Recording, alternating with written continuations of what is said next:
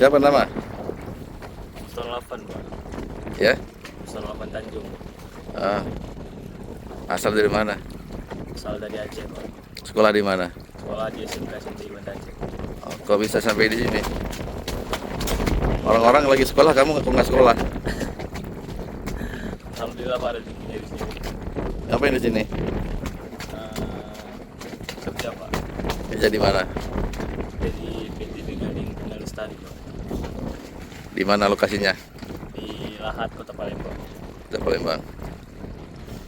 Gimana kesan-kesannya? Saatnya, Pak. Ya, kesan? Iya, Pak. Mau tetap terus kerja apa mau pulang?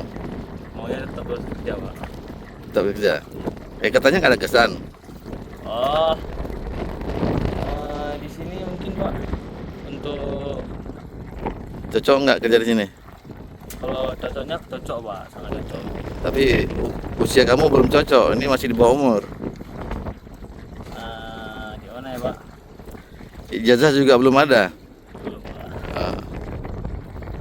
Jadi nanti kalau ada Depnaker sini kamu ngumpet ya. Siap, Pak.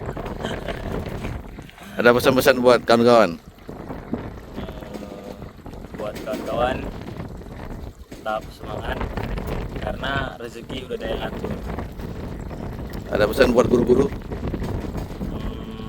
Buat guru-guru, terima kasih udah mengajarkan saya tentang semua yang ada di SMK SMDI sehingga saya sampai ke sini. Oke, tetap semangat.